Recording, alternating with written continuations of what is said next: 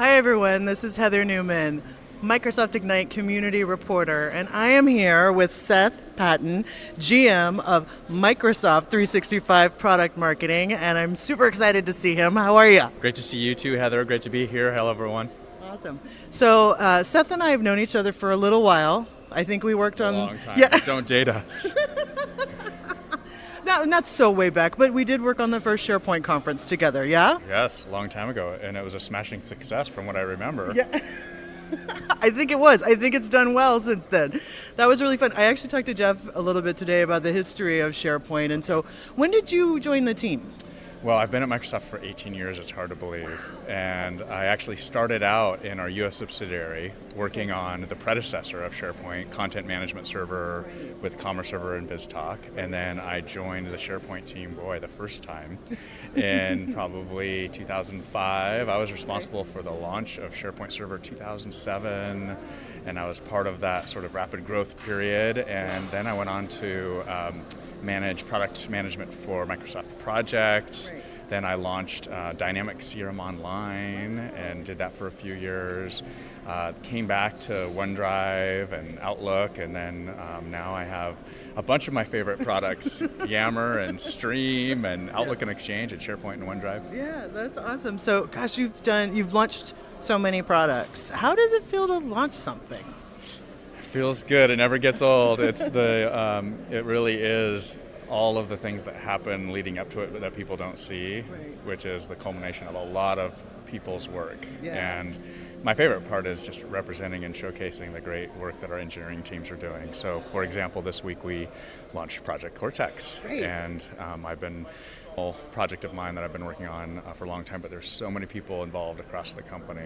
And so I think, yes, there's all of the glitz and glamour of being on Tech Meme and all of those things, but really the cool part about it is it's teamwork. Yeah. It's, a lot of people coming together, working on a project, and then being able to see at least the first stage of reaction of how people actually think about it. Right. So will you tell everybody, I'm sure everybody saw all the announcements. Will you talk about the Cortez project a little bit and explain what that is just for people? Yeah. Yeah, sure. Yeah, a lot of great announcements here. Project Cortex is one of my favorite, one because I was involved in a lot of it.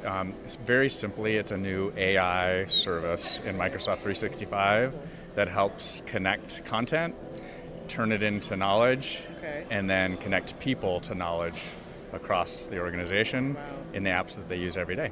So it helps people learn faster, upskill faster, and helps organizations just get a handle on all of the content across their organization and turn that into something useful. Right, that's cool. So other announcements or sessions and things you'd love everybody to know about here at the show? Sure, let me see.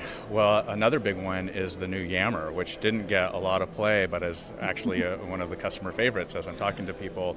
Yammer's been around for a long time. One of the things that sort of surprised people is that we've completely redesigned Yammer from the ground up, from web, mobile, and integrated it into Microsoft Teams, into Outlook, into SharePoint. But we've also designed it around specific scenarios that our customers told us they were the things that Yammer uniquely does the best at. So leadership engagement, connecting leaders to all of their people, inclusive conversation in your organization. So launched Yammer in combination with Cortex, and X got the headline, but really for the last 18 months we've been evolving a lot of our services around this vision of knowledge. And another one is Stream. People today, that's how they learn. That's how we're interacting with people right now, and my kids learn through YouTube, and often it isn't the formal courses or curriculum, it's learning from peers and practitioners.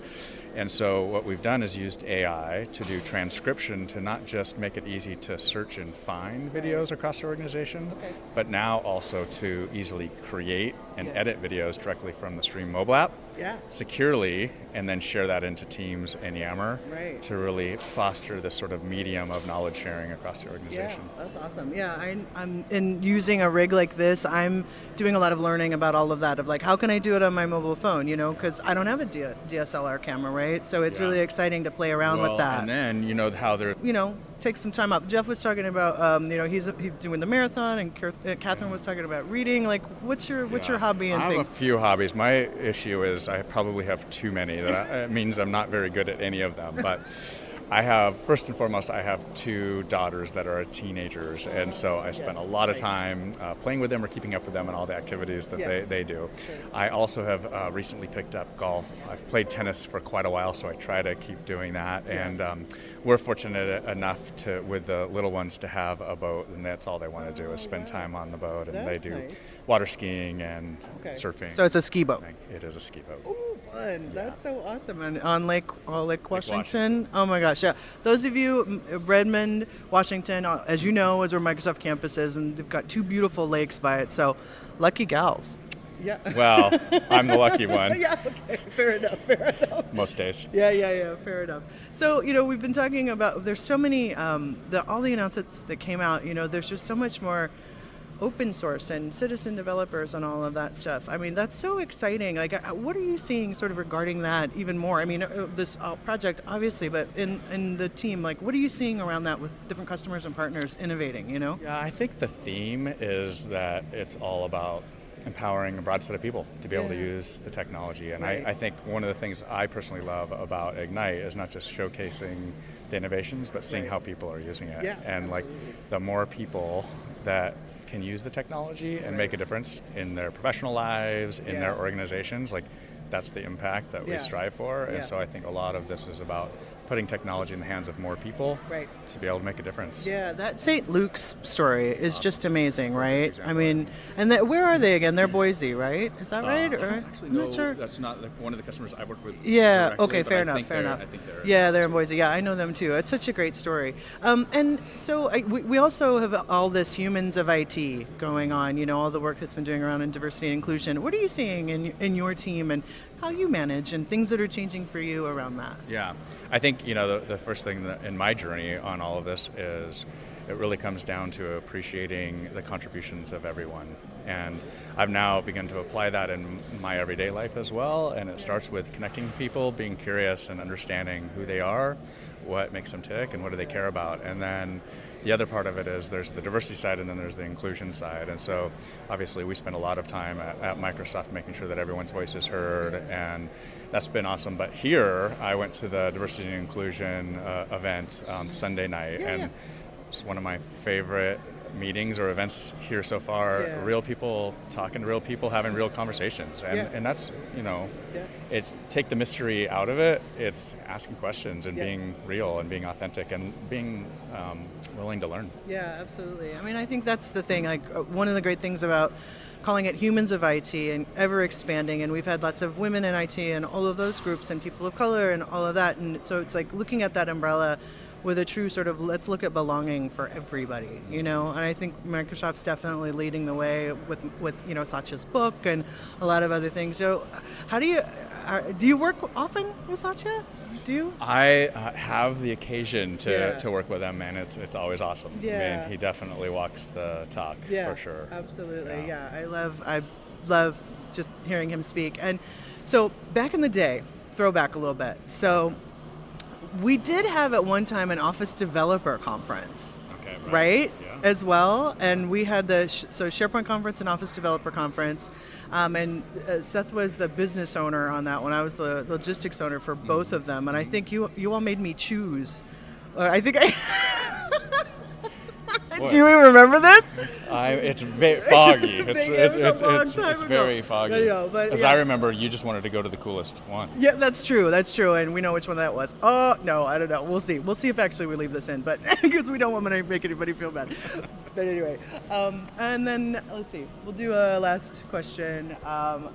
Did we do origin story yet? No. Okay, cool. I'd love to hear about people's origin story. Will you talk a little bit about where you're from and how you got started in IT? Yeah. Well, I was born. I'm kidding. I won't take you that long. The relevant points, I think, are that I started out my career in consulting. Okay. So I was at a large consulting company and got to experience a bunch of different types of technologies on a bunch of different projects in a bunch of different industries. Right. And then I actually went and did a startup company. My brother and I in the late 90s, we did during the kind of IPO boom, I started a company called Choreo. I was on the founding team of that company. It ended up getting acquired by IBM and forming their on-demand business. So we were looking at the notion of an application service provider. We had this crazy idea of delivering enterprise software as a subscription service over the internet before anybody was talking about cloud or SaaS or anything like that. So yeah, I did that. Didn't at that time want to work for a big company, so I decided to take some time off and do some other things, and then wanted to move back home where my wife is from in Seattle, and had 3 offers at 3 different companies, and was like, oh, maybe I'll go work for Microsoft and see what that's like, and good for the resume, see what the large software company does, and I'll work there 2 to 3 years, and then I'll go do my next startup, and I think that's been every 2 to 3 years for the last 18 years, and keep on having challenges and great people to work with, and so I'm not going anywhere. Yeah, that's awesome. I love seeing you, and thank you for everything you do.